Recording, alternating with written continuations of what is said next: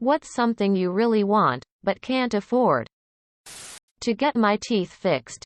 Asterisk. Retirement edit. Wow. This blew up. Thanks for all the awards. A place of my own with no roommates. I could technically afford an apartment, but it would be literally over 3x the rent I'm paying now. For a one-bedroom. To own my own home.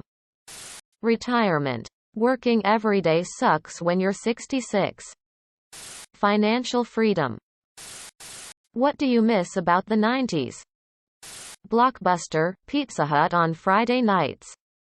Before we had mobile phones, my wife and I would plan to meet at a certain street corner at a certain time after work. We sometimes had to wait for the other person to show up. But we knew they would. The 80s was Cold War paranoia. And the O was terrorist paranoia after 9/11. The 90s was this oasis of calm in between two paranoid decades. Watching grunge music videos on MTV and Keebler chips. That Friday afternoon after school feeling. When you knew you had 2 glorious days before you had any responsibility again. So you'd call your friends on the landline and hope their parents didn't pick up so it wouldn't be awkward. And you'd get together and just go outside. That was it. There was no plan. But maybe somebody would bring a football. And you'd have a pickup game at the park. Music, MTV, and listening to my huge 5-disc CD changer boombox. What was the black market at your school? I sold Otter Pops 2 for $1 in high school.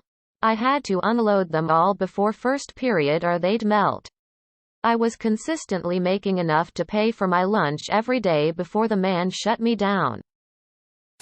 In high school there was this game, fad, where people would try to stealth zip tie other people's bags to their desks, shoes together, whatever, so they'd be stuck when the bell rang. One guy sold the heavy-duty zip ties and another sold mini scissors for easy escape. Bags of Kool-Aid and sugar. In elementary school, it was flavored toothpicks. The most popular were soaked in cinnamon oil. First time I tasted Fireball whiskey took me right back to first grade. In elementary school my friend had a sticker maker. And we pumped out hundreds of stickers with Neopets on them. Everyone wanted them. We were making away like bandits before teachers started to get pissed they were showing up all over the desks, walls, etc.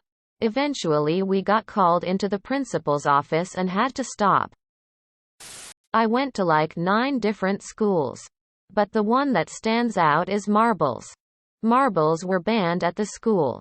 Because kids were getting into arguments over them. As well as digging up the gardens making marbles tracks. What death do you believe was an assassination?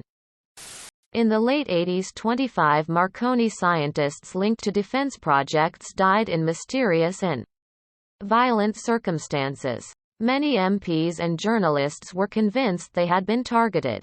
Possibly by the Soviets, but the UK government maintained it was simply a coincidence. https://wiki/getch-marconi_scientist_deaths_conspiracy_theory. UN Secretary General Dag Hammarskjöld, hands down. A lot of early Indian nuclear scientists. David Kelly, UN weapons inspector and expert on biological warfare. Allegedly killed himself due to stresses of the job, but some very shady theories have become known since then. Ghislaine Maxwell. Oh wait, I'm a bit early for this thread. Sorry. Rolling Stone journalist Michael Hastings. He was a war correspondent and investigative reporter who essentially got a U.S. general fired during the Obama administration. Before he died, he told several of his friends that he was being followed by people. Then bam! He dies in a car crash. Coroner said he had drugs in his sciatim and police dismiss any further investigation. Edit. Sorry I did glaze over the details. It is true. His own brother said that he had a history with drugs and doesn't think foul play. But maybe the brother didn't connect the dots. We live in a world where government agencies, or anyone with computer skills, can find very intimate details about an individual. They can find their weaknesses, their mistakes and their secrets. Things that society would shun them for. If these were professional government assassins, then a manic drug user would be low-hanging fruit. Here is my issue with that story. Drugs have a way of discrediting a person and shutting down investigations. A person doing drugs, albeit a manic person doing drugs, is not a guaranteed suicide. And it shouldn't discredit their reputation. It shouldn't stop them from investigating. It is too convenient to wash your hands like that. The other part for me is it was revealed he was being followed. It turned out he was being investigated and followed by the FBI. That is important to know. I think they were intentionally provoking his fear and paranoia with old Soviet KGB tactics. I think they were trying to break him down mentally. Maybe he was being followed that night. Maybe he saw them and crashed trying to lose them. Anyways, that's what I believe. Have a good day. What actually lived up to the hype it received? Touchscreens. In the end. At the beginning it was seen as a nice gimmicky feature but unusable. Like AR glasses at the moment. The Internet. In the early days when it stopped being solely for universities and government. People, media, etc., was unsure what to make of it and how useful it would be. Smartphones. Literally the majority of people have them. I was so excited for Spider-Man PS4 and my god did it deliver. The Hitachi Magic Wand. Super Mario 3. What is awesome about babies? Laughing uncontrollably about anything. The hardest I've ever heard my niece laugh was from me catching and throwing a Walmart bag in the air. My 1.5-year-old looks at me and growls like a lion at me at least 5 times a day and I growl back.